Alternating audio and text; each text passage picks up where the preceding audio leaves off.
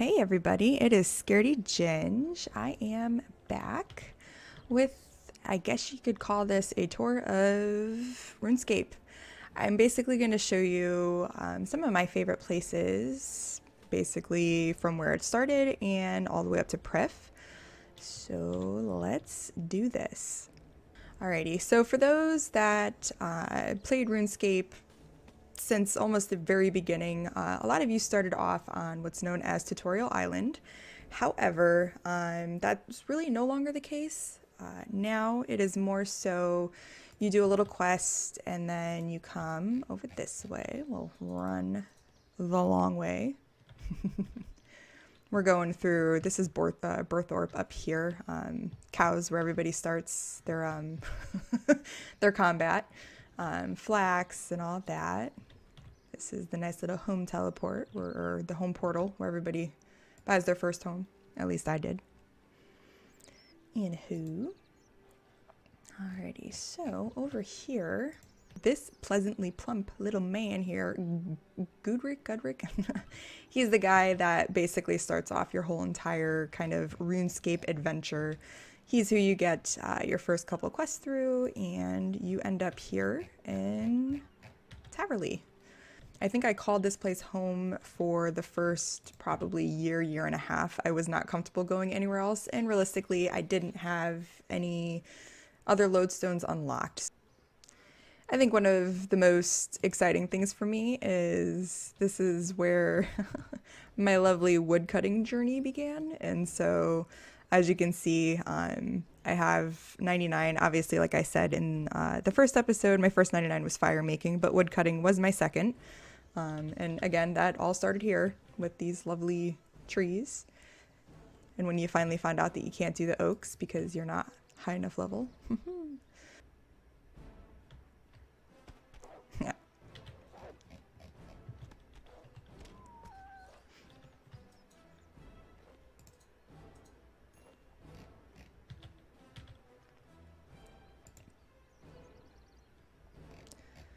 Alrighty, so right here you have a shopkeeper, you have your challenge mistress.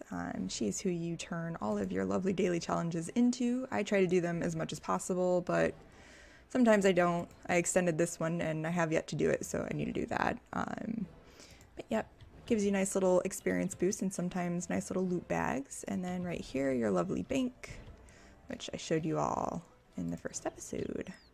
So yeah, this is kind of where it begins in here.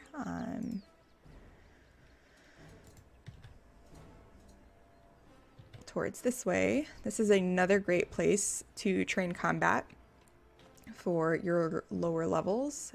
These little guys right here, although they're level 1, they're very fast to kill, and so therefore just lots of good experience to kind of help get you your levels up. Same thing with these guys and over here. So, and they all, and if you notice, these are magic, and then you have your crushing attack, so melee, and then over here your range. So it's just a very good, it's the trifecta. You can come in here and just work up all of your low level skills there and get yourself up to where you want to be for combat, which will help you with Slayer.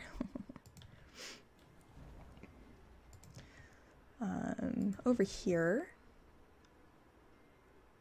is where we all train our very favorite skill, most favorite, which is agility. Doing this, it gives you a pretty good amount of experience, and it's not too monotonous. It gets a little boring after a while, but I mean, you gotta do what you gotta do. These are really cool. Nice little monthly thing to do. It's a good amount of experience, and then what's really neat about them is they're kind of placed in like the best places in my opinion, and they're just a faster way to restore your prayer. So that's why you see me, I go to Canifis a whole bunch. We'll go there right now and I will show you why.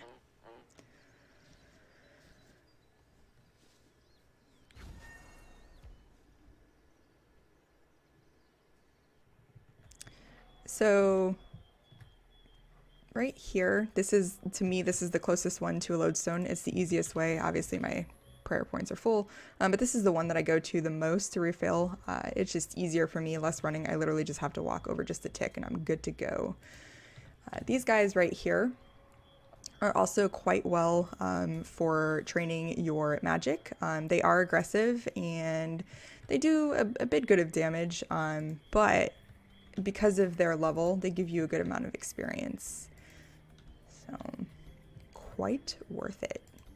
Over here is the lovely Slayer Tower. So in here is where I spend also another good amount of time, where a lot of your Slayer monsters are. So in here you have your gargoyles, you have abyssals, you have aberrants, yep, you have banshees, lots of things. And quite honestly, it's just easier. Sometimes it's a little hard to be in here, especially if there's like a Slayer weekend going on or something like that, because people will come in and crash you. But there's enough worlds you can jump hop and get away from them all. So that's kind of Canifis. We'll go to something that just opened up this year, which is super exciting. We're going to go to Artie, as we call it, and I will show you my player-owned farm, which I've only recently really been training and getting into. So some people are probably going to say, oh, there's nothing really, you know, going on here. And it's true, there's not. As you can see, farming respectively is, I mean, it is my lowest other than rune crafting, but I just have never really liked doing it. So, yep. So I have bunnies, I have chinchillas, or as they are known here, chinchampas. Some cows. I got me some sheep. This one was really exciting for me. I just got this yesterday because, ooh, I'll get some produce. Because the farm is in winter now, you have a higher chance of breeding such animals. So yeah, it gives me really nice winter old wool. So that's pretty cool. Let's see. Over here, my husband actually gave me these guys yesterday, so I'm starting to breed them. I actually got 2 of their babies this morning, which are eggs. Which gotta wait for them to hatch. And of course, both of them have genetic inferiority, which sucks. But I'll still be able to grab some of the fangs from them, which I need for herblore, so it will be worth it. One of the really neat things about the player-owned farm, in my personal opinion, is the fact that farming experience is so much easier. I mean, it's nice planting and doing all that, but this here is really cool. You can actually, you know, breed animals, and then you can get beans, which in turn, you know, you basically sell those animals away to these guys. They give you beans, which means you can buy pens and such. So I just got the perk to where now these guys can breed in their pens, so I no longer have to take them out and put them into the breeding pen. So now these guys can all get bred. I honestly can't wait to get rid of the cows, but I need to get, I think it's a strawberry cow, so I can start getting strawberry milk and such. So yee. Up here in this area, I've spent a lot of time up here with thieving before I could do safe cracking. A lot of time pickpocketing a lot of these guys in here. They hurt. So that is already just kind of the player-owned farm part of it. The rest is pretty self-explanatory. There is a lot of safe cracking safes around the area. There's one in here, there is one in this house, and then if you go up to the castle, there is 2 up there. So it's a nice little kind of circuit here. And then I usually, if you look right here, these guys, that's kind of my loop that I do when I am doing my safe cracking, which is how I got to 90 in a matter of 2 days from, I think I was like 76 or something.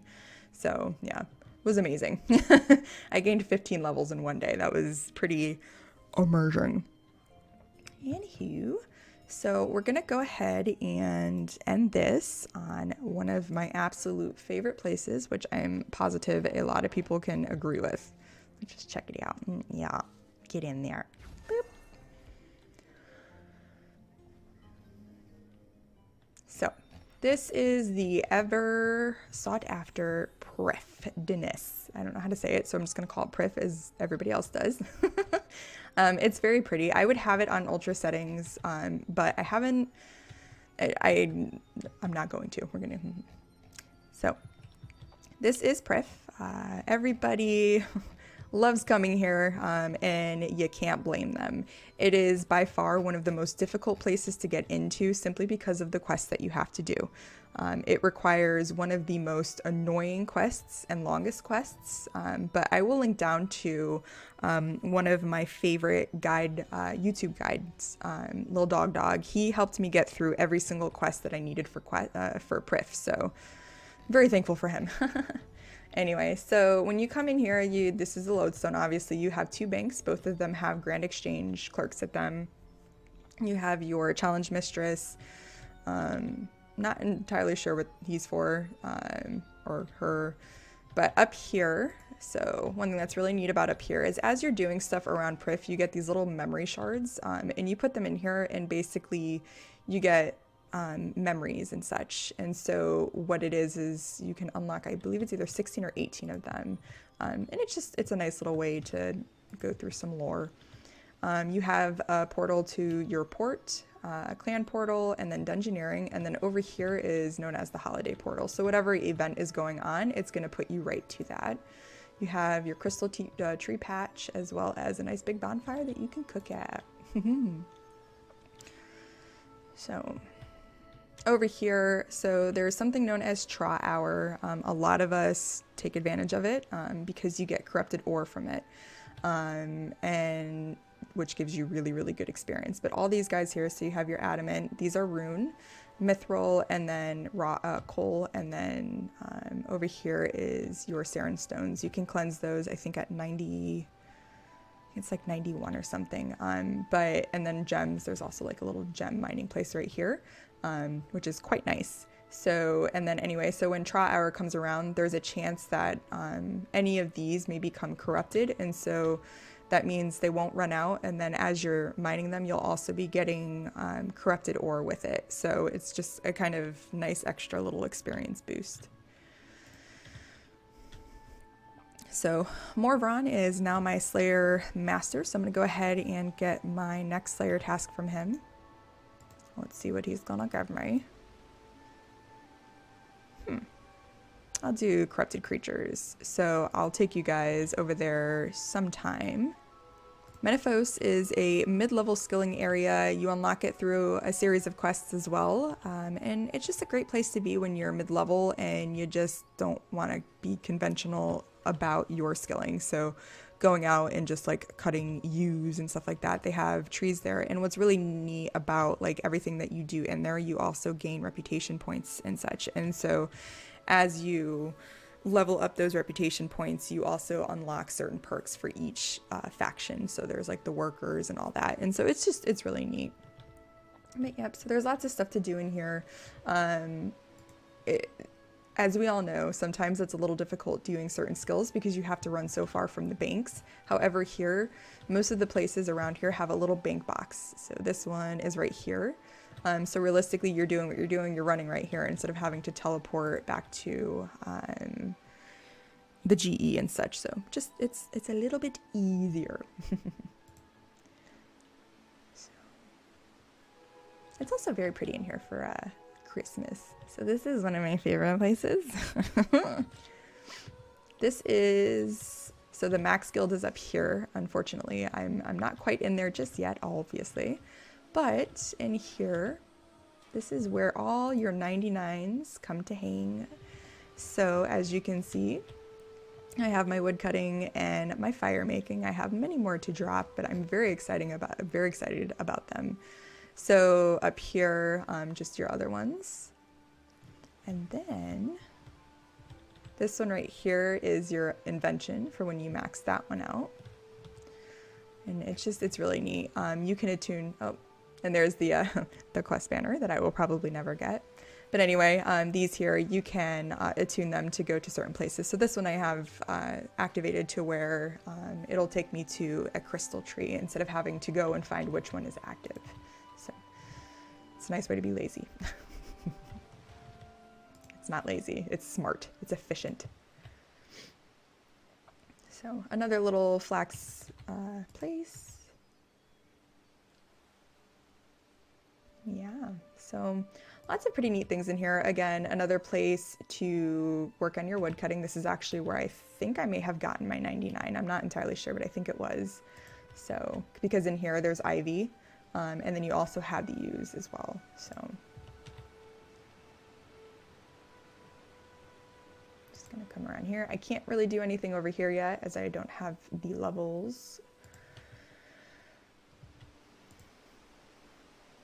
And then right here, so what's really neat about these is every day, I believe it's 20,000 experience that you can get. So it's just a nice, and it's just a different way to train agility. So, and then you have the Heffen course, which I thoroughly enjoy. So basically it starts here and then it goes up the side here. You're basically doing parkour and it's very exciting to watch. But you get little prizes and such as you finish them, and yeah, so. Alrighty, well, that is my little tour of my favorite places in this here area.